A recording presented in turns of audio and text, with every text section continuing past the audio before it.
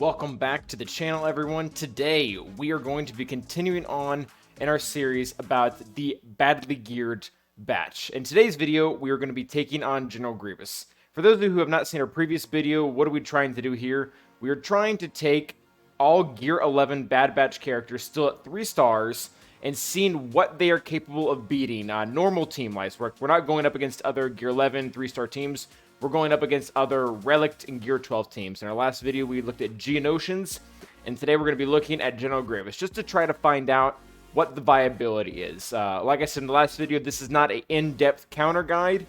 This is just trying to see where the Bad Batch really stand as a team without having to be taken to Relics or even to 7 stars for that matter. So that being said, let's go ahead and cut to our video footage here. What we're going to do first is we're going to look through the mods on the General Grievous team that we're fighting, just to show you guys that what I'm trying to go for here is an average General Grievous team. It's right here in the middle of the screen. You can see it. We have Relic B1, B2, and General Grievous with Newt in there as well. This is about as average as a General Grievous team gets. Most people take General Grievous to Gear 13 just because he's awesome. Relic B1 is very, very normal for getting gas, and B2 is also normal for defending against Giant Revan. So this is a pretty classic team here. We did Newt as the 5th, and I'll talk about other variations of this team once we get closer to the end of the video.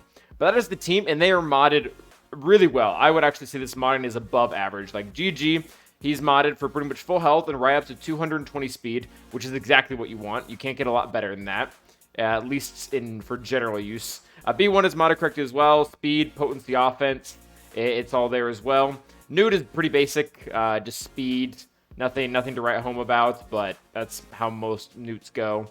Both the Magna and the B2, there might be concern here that neither of them are modded for tenacity. And while that at first it might seem like, okay, that's not ideal, and it's true, it's not ideal, but the main debuff that is going to be crucial for us is going to be Echo's Daze. It's going to be Echo's Daze right in the beginning. And that is irresistible. So even if they were loaded up with 200% tenacity, it wouldn't have made a difference.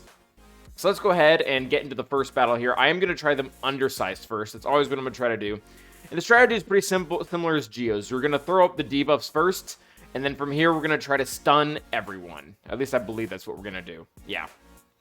So we'll go through and we'll be able to stun pretty much everyone. If that one doesn't even land, there are other ways of controlling Magnus so he doesn't cleanse anyone. And from here, we really just want to try to control the team is the idea. We'll keep pushing back turn meter via the exposes with Hunter's lead, also with Ekker's unique. We're going to go, I believe, go right for the true damage, even without the stuns, is fine. Again, just keep kind of working through the specials, trying to keep the team under control. But there's really not a lot to say here. The debuffs really do the damage via Echo's unique. There's really not a lot going on from Gear 11 Bad Batch that are damaging these guys. And one of the great things about the true damage is that any time that we hit anyone, we are going to be knocking down a stack of B1. And like you guys can see here, we're almost able to even loop the debuffs back around just because of how much turn meter and how the stuns are working, and they don't really have a way to fight with them. There is, however, one issue, and we'll probably get to it here pretty quick, and this is really going to decide how most of this match goes. The team doesn't have a lot of survivability at Gear 11. Both their health and protection pools are really, really small, and you can't really even change a lot of that with modding because you can't put 6E mods in them.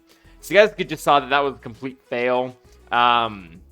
A lot of the droids died at the same time, and one of the issues with this team is, at least specifically at this gear level, is like I said, a lot of our damage isn't coming from damage. It's coming from debuffs and the AoE exposes that we have via Echo.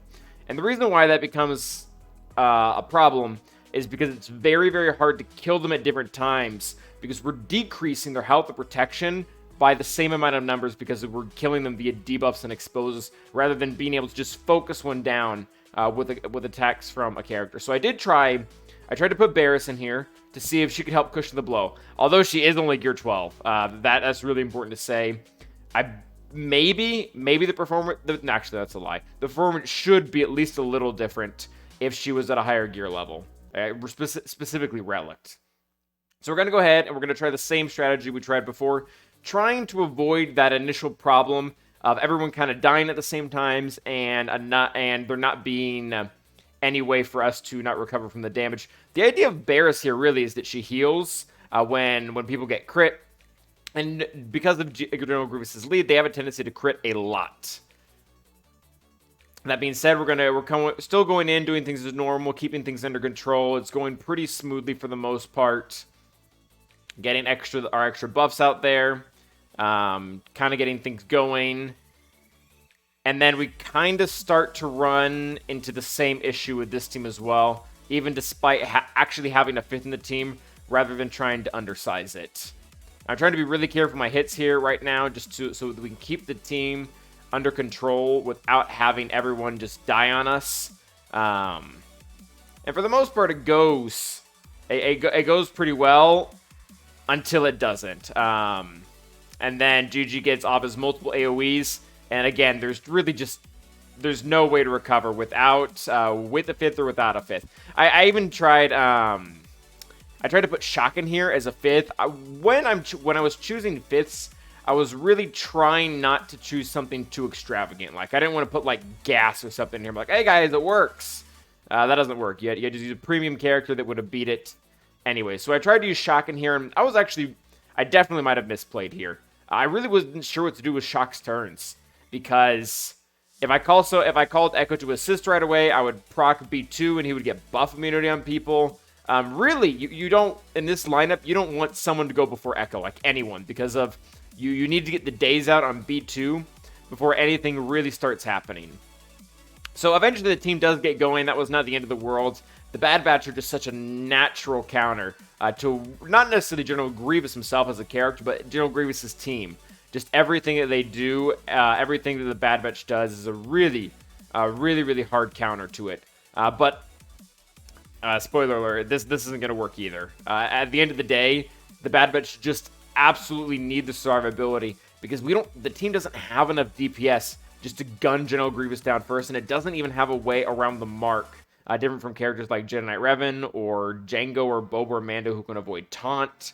The mark, getting the other droids marked is really hard, and it's really even hard to time this with another character. Like, you could try Rex in here and try to get his Annihilate off on General Grievous, but like I said, with the true damage, and how you need to control them with debuffs, you're also going to be lowering their damage. So you guys can see here that even before we start killing people, General Grievous is already starting to get his mark off on different characters that are around us. So that ends up becoming quite problematic. So this is my overall analysis for the team. Again, I might have misplayed here and there, but I couldn't think of a way that this could have been played, or a 5th that it could have had, that could have really made this more consistent. Because at the end of the day, the issue was the amount of damage General Grievous was getting back to back. So I do think this is beatable. I do think Gear 11 Bad Batch can do it, but I think it is always going to require at least a little bit of luck, and it was going to require a really good 5th. So let's go over the evaluation here. Where do I think Gear 11 Bad Batch stand? I believe that mods are flexible. I didn't show mods in this video. They're the same from last video. If you don't want to go back to the last video, you just have to know that Echo was 299 speed. The rest were 250 or below. Mostly modded for potency. Really, there isn't really much to the team other than speed and potency, at least at this level. So modding is actually flexible. The team is a very natural counter up until the immense amount of damage. And the General Grievous team is never really fast. Like, there's no really fast General Grievous team. Even with plus 10s on Echo, I'm pretty sure you get ahead of the entire team, except maybe occasionally a very fast B1. Now, that being said, a 5th is absolutely necessary. These guys cannot do it on their own. I think probably actually the best 5th for this team is going to be Thrawn. Because what you can do with Thrawn is, if you can get your timing right, if GG isn't marking someone else, you have to really time your damage correctly here. You fracture General Grievous before he just goes on his killing spree. Then you kill all the other droids, and then you tank one of his AoEs. We were watching the video. We were able to actually tank one AoE really well. 2 AoEs was kind of sketchy, and 3 is when people just started dying. So I think I think with a really, really good 5th, you can still pull this off. I think Rex is maybe another option, but that sounds even sketchier because his cooldown is really specific. You can't just wait around for it like you would be able to with Thrawn's. So where would I rank this counter? Is it soft? Is it hard? It's nuanced. It's nuanced. Any counter where every single time you have to, or requires you to have a little bit of luck, that's a nuanced counter. That's a counter that you cannot rely on, and it's just going to fail over and over again. Occasionally, it is going to work, but it's not something that I would specifically tell you, like, hey, you're having trouble with General Grievous, like, get Gear 11 Bad Batch and have at it. No, it can beat it, but under very specific circumstances where you can get around the mark and you can utilize a really, really good premium 5th like Thrawn. So at the end of the day, do I think this is worth it? The answer is no.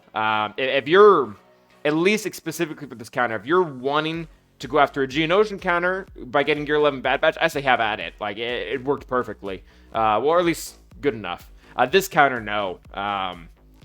There's just no way around it. Like, the team doesn't have the necessary DPS to be able to get a kill on Grievous before he starts to get going. Because at most, you can hit him with 2 exposes at once. That's only about 40% of his max health. You're just not going to be able to get down to it. At least, again, not consistently and not reliably. So I do not advise this counter until they are higher gear. And then at higher gear, I'm pretty sure they autoed or something crazy like that. But that is going to be it for today, guys. Thank you for coming out for the video. Please do like and subscribe if you have not already. And as always, stay awesome.